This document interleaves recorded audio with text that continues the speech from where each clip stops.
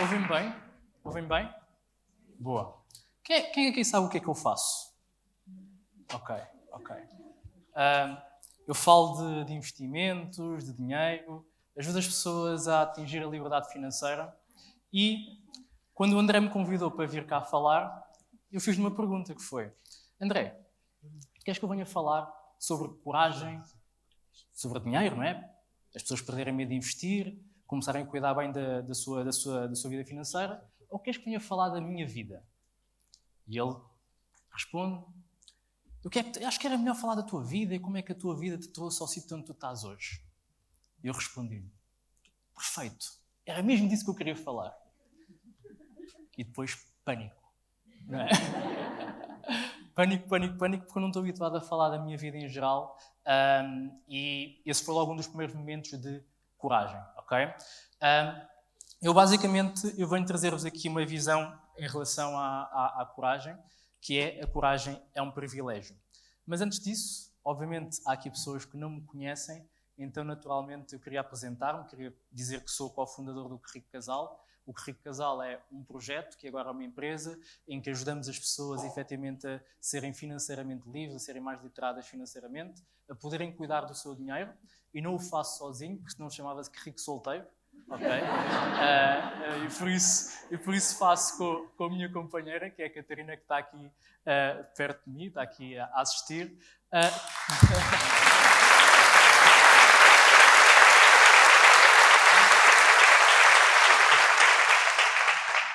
Trabalhei há alguns anos no mundo financeiro, sou analista financeiro certificado e, como acho que já perceberam, sou apaixonado por ajudar as pessoas a utilizar o dinheiro para construir a vida dos seus sonhos. Okay?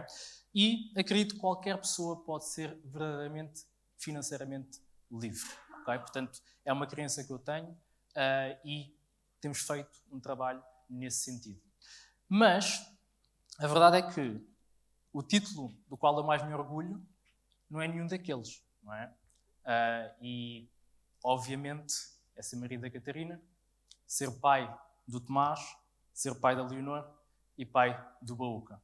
E se não bastasse ter aqui esta visão, também sou avô. Okay? Podem ver ali o monstrinho, que é o filho do Tomás, não é? Então, eu já sou em parte avô nesta jornada. Mas uma das coisas que me trouxe aqui particularmente, foi efetivamente a família. E a família é o pilar mais relevante da minha vida, e vocês vão ver aqui ao longo da minha partilha a importância que isso tem na minha vida. Eu queria perguntar, em relação à família, quem é que aqui tem um filho? Ok. 2 filhos? Ok. 3 filhos? Ok. Vamos falar de coragem. Ter 3 filhos é coragem ou é loucura? Digam lá, coragem ou loucura? É o quê? É o quê? Ok. É que nós também vamos para o terceiro filho. Ok?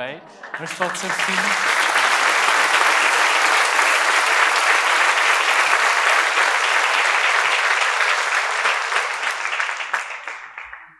E obviamente que eu já fiz esta pergunta. Eu não sozinho, eu com a Catarina já fizemos esta pergunta várias vezes, que é: será que nós somos corajosos ou somos só loucos? Não é? E esta foi a pergunta que de vez em quando, portanto, quando temos noites mal dormidas, fazemos, mas que me colocou aqui num espaço de refletir sobre o que é que eu posso trazer sobre coragem para partilhar convosco durante os próximos 15 minutos que ainda tenho. Então, eu fui procurar a definição de coragem. Não é? O que é coragem? E encontrei uma definição. Coragem é agir apesar do medo, fazendo o que se considera necessário ou certo, mesmo diante do risco, perigo ou dificuldade. Então, para haver coragem, tem que haver medo. Não é? Tem que haver medo, tem que haver uma ação e tem que haver um risco. Não é? Temos que ter alguma coisa a perder.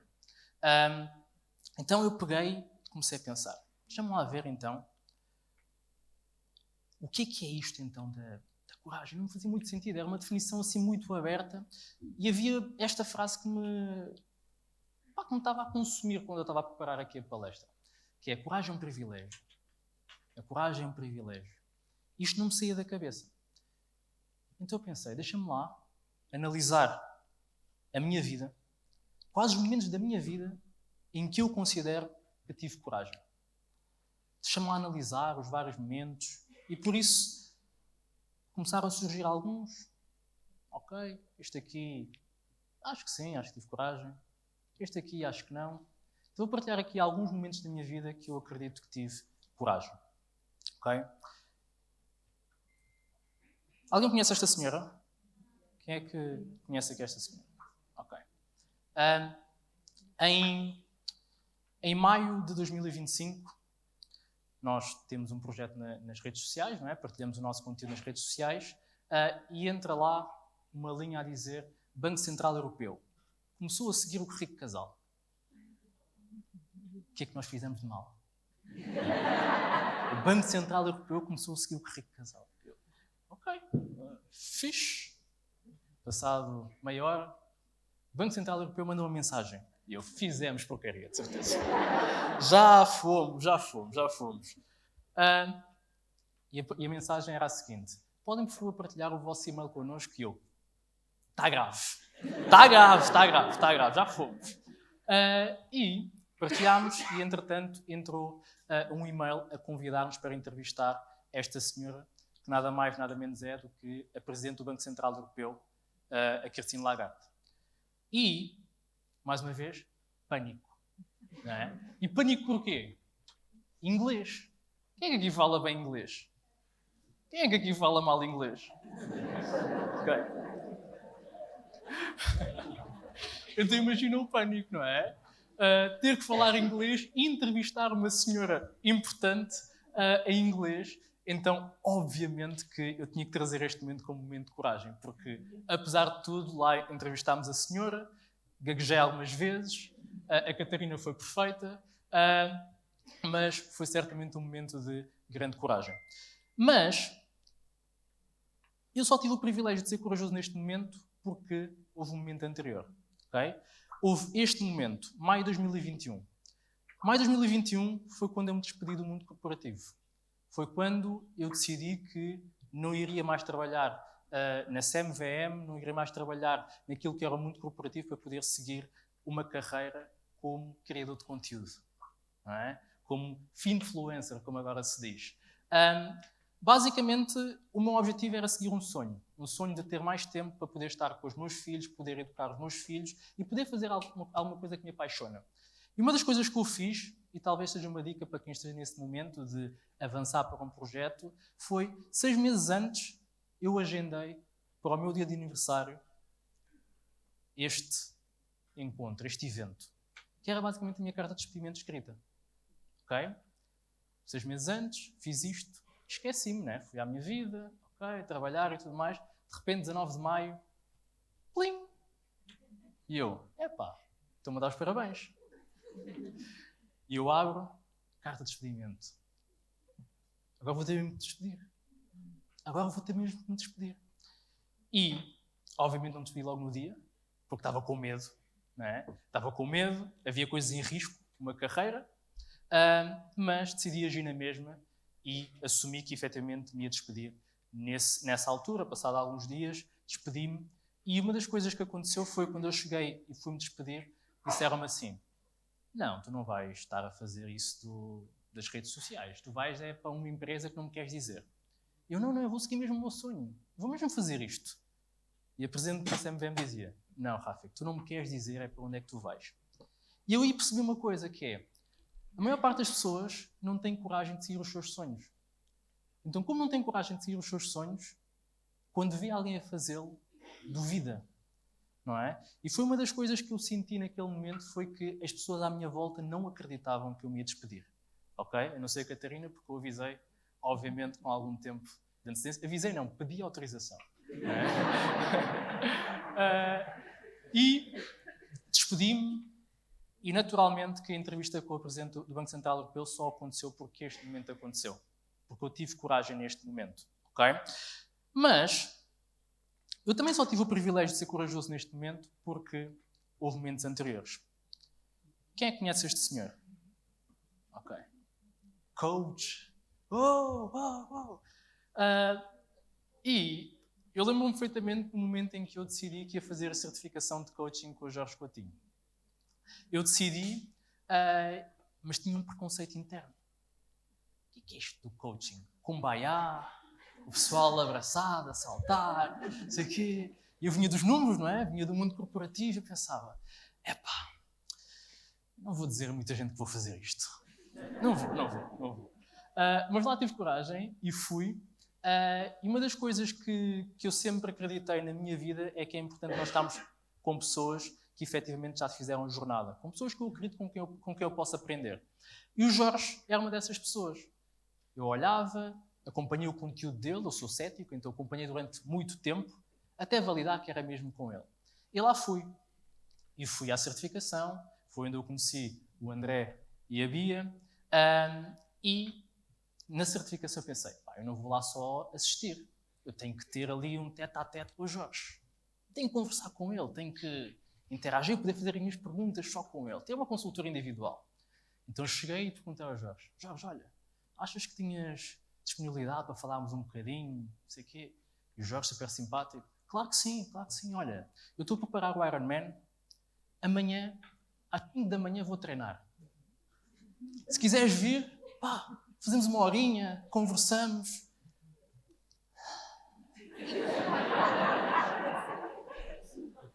E eu, claro, bora, às 5 da manhã estou lá.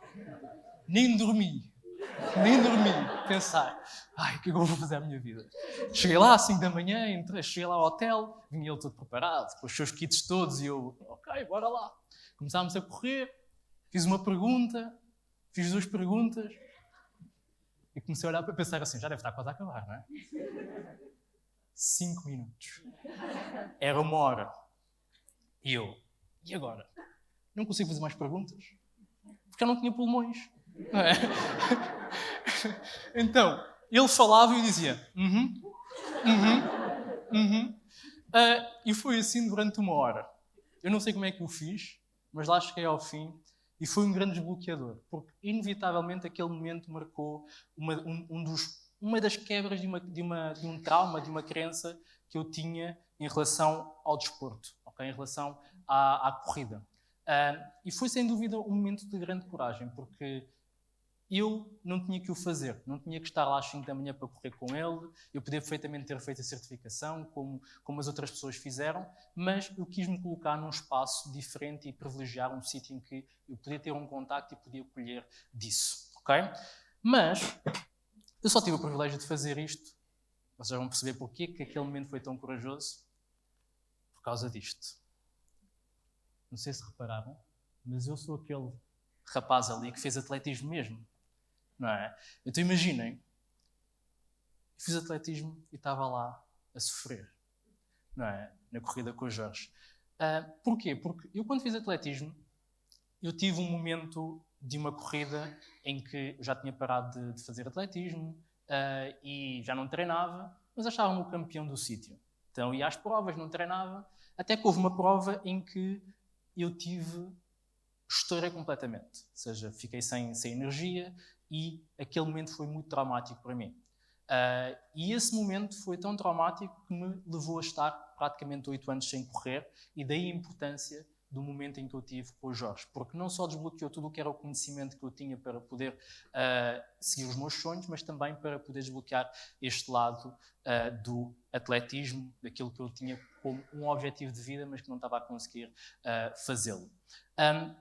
O atletismo era importante para mim porque também foi o início de uma jornada em que eu não era suposto fazer desporto, porque eu nasci com uma doença de saúde, com a qual eu vivo hoje em dia, mas eu decidi que ia fazer atletismo, mesmo a minha mãe dizendo que não era suposto eu fazer.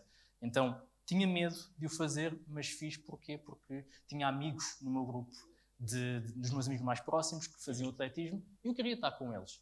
Okay? Então eu fui fazer atletismo. E foi um momento de coragem, mais uma vez, um momento em que eu acredito que tive coragem porque quebrei algo que era uma sentença, entre aspas, em que a minha doença não me permitiria fazer desporto e eu fui fazê-lo na mesma. E houve uma pessoa muito importante nessa jornada, que foi obviamente a minha mãe, e que eu agradeço até hoje por ter aceitado a minha loucura ou a minha coragem de ir fazer algo que não era suposto fazer. Mas eu só tive o privilégio de ser corajoso neste momento porque pus uma foto minha índio aqui, não é? Porque em junho de 1998 estava eu na Guiné-Bissau, ok? Eu já nasci cá em Portugal, mas eu sou originário da Guiné-Bissau e vivi lá durante alguns anos da minha vida. Mas em 1998 aconteceu algo, ok? Eu estava na Guiné, a minha irmã tinha 1 ano e aconteceu isto, ok?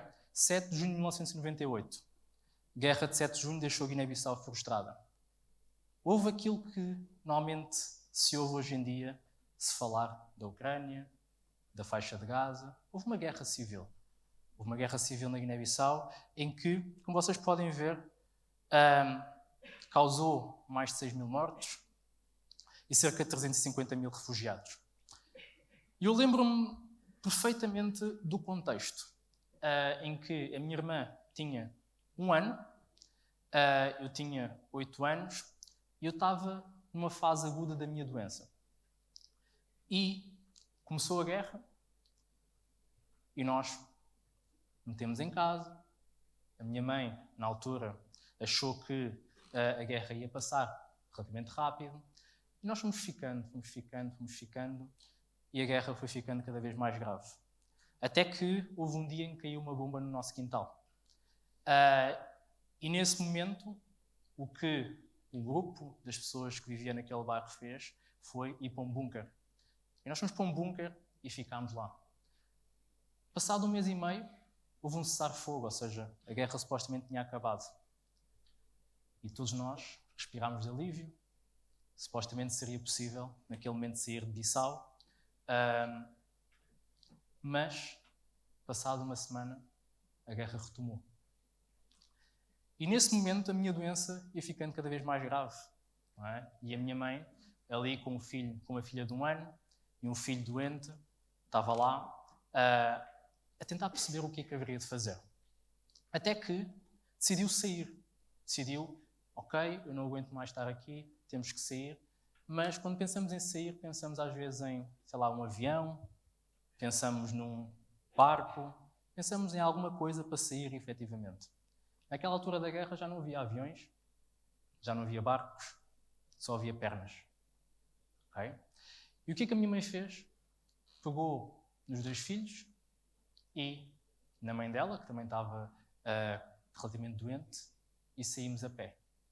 Saímos a pé, 20 km até um sítio onde não havia guerra.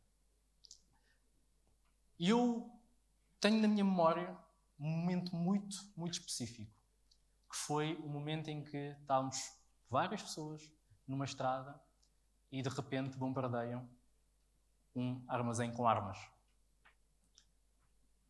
E quando isso acontece, disparam-se todas as balas e todas as bombas que existem naquele sítio. Então instala-se o pânico. E começa tudo a correr em direção, supostamente, ao sítio onde não havia guerra. E eu lembro-me de, quando se ouvia o assobio de uma bala, toda a gente se deitava. E depois, quando explodia, toda a gente se levantava. Mas não era toda a gente. Havia pessoas que ficavam deitadas. Havia pessoas que ficavam ali deitadas. E eu, na minha inocência, continuava a correr, até que lá chegámos ao sítio onde não havia guerra. E, passado muitos anos, eu percebi que aquelas pessoas que se deitavam e não se levantavam tinham perdido a vida. E eu, hoje, tenho uma vida que podia ter ficado ali. E se calhar eu posso pensar que eu talvez tenha sido corajoso, não é? Um miúdo, corajoso, doente, conseguiu sobreviver e conseguiu sobreviver a uma guerra. Mas eu hoje sei que a coragem não nasce do nada. É um privilégio herdado da coragem dos que vieram antes. Isto é algo muito forte para mim, porque hoje eu só sou corajoso, só tenho o privilégio de ser corajoso, porque esta senhora teve a coragem antes. Teve a coragem de pegar em 2 filhos e aceitar a incerteza de sair de um bunker para poder fugir de uma guerra. Então, eu percebi, efetivamente, que o ser corajoso hoje é um privilégio. É um privilégio que eu tenho, é um privilégio que provavelmente a maior parte de vocês têm, mas não reconhecem. E eu hoje sei a quem agradecer pelo privilégio de ser corajoso. A minha pergunta, e aquilo que eu vos queria deixar como reflexão é: a quem é que tens de agradecer por hoje teres o privilégio de ser corajoso ou corajosa? Até porque o privilégio herdado deve ser honrado. E essa é a mensagem que eu vos queria deixar. Eu sei a quem tenho que agradecer. E vocês? Sabem? Obrigado.